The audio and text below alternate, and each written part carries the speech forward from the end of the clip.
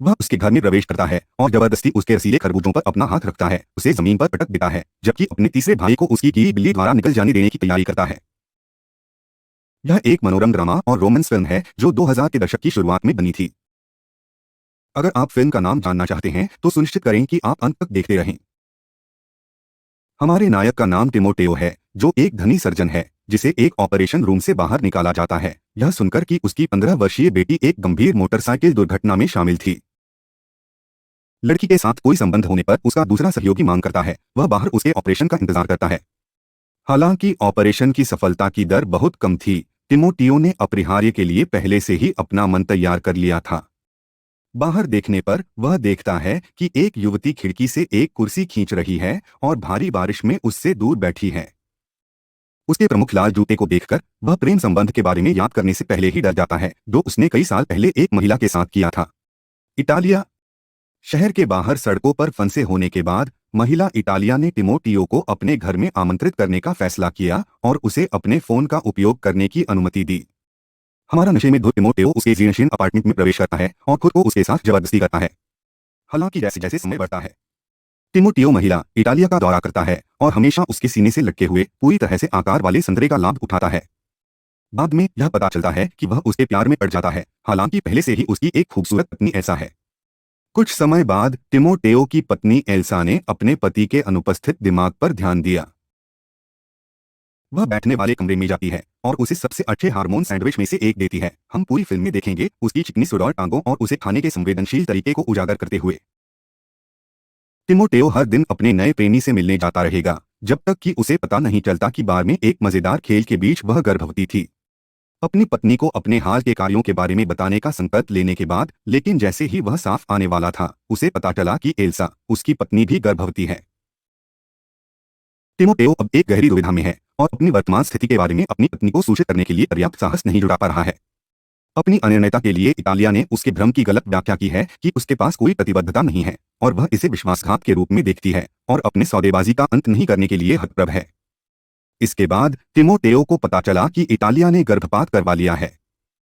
यह दोनों को एक शातिर मौखिक आदान प्रदान में ले जाता है, जहां हम इटालिया सीखते हैं क्योंकि एक छोटी लड़की को उसके पिता ने फायदा उठाया था।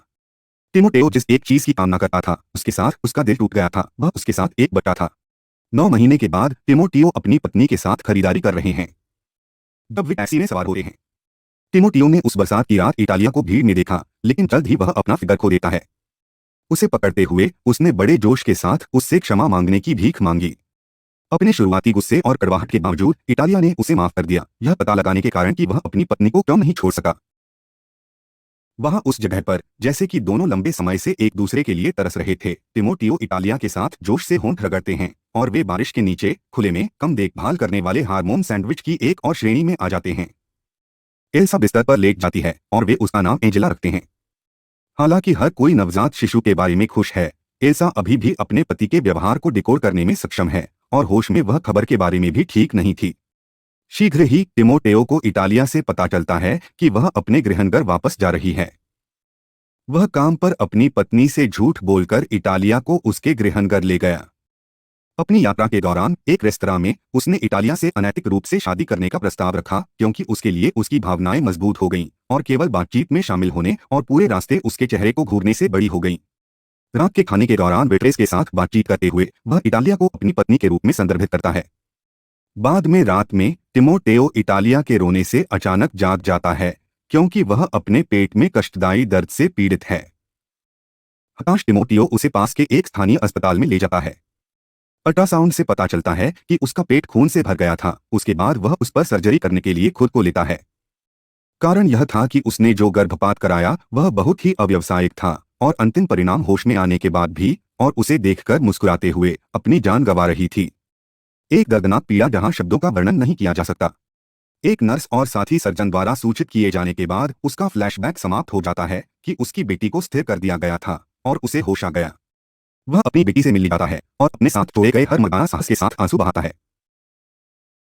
बाद में उसकी पत्नी भी उसके पास आती है, यह सुनकर फोन पर रोती है कि उसकी बेटी एक दुर्घटना में शामिल थी। उसने अपनी बेहोश बेटी से वादा किया कि वह अपने बालों को पूरी तरह से मुंडवा देगी और दोनों को छोटे बदमाशों की तरह बनाएगी और तब तक तस्वीरें लेगी जब तक कि वह फिर से बड़ा न हो जाए। वह महिला जो बारिश के नीचे बैठी थी एक दर्पण बाहर लाई और की घोषणा के बाद तिमोटेओ की बेटी की सुरक्षा वह आईने में मुस्कुराई जैसे कि यही उसका प्राथमिक उद्देश्य था। इटालिया से मिलती जुलती महिला। तो दोस्तों, जैसा कि हमने वादा किया था, इस फिल्म का नाम डोंट मूव है, जो 2004 में रिलीज हुई थी। अंतिम कार्यवाही में एक शांत तिमोथियो अस्पताल से बाहर निकलता है और इटालिया के लाल जूते को पकड़े हुए बाहर जाता है, जिसे वह अपनी मृत्यु से पहले अस्पताल के रास्ते में खो गई थी और यह कि अंतिम संस्कार कंपनी ने उसके ताबूत में डालने से इनकार कर दिया था। इटालिया की यही एक चीज थी जिसे उसने कई सालों तक सहेज कर रखा था। वह अपनी बेटी को बचाने के लिए बाहर आने के लिए धन्यवाद दिखाने के तरीके के रूप में जूते को चूमता है। उसने जूता ठीक उसी जगह पर रख दिया जहां उसने अपने सच्चे प्यार जैसी दिखने वाली महिला को देखने की कल्पना की थी। मानो उसे जूता लौटाते हुए इस मर्मस्पर्शी दृश्य पर फिल्म समाप्त हो जाती है।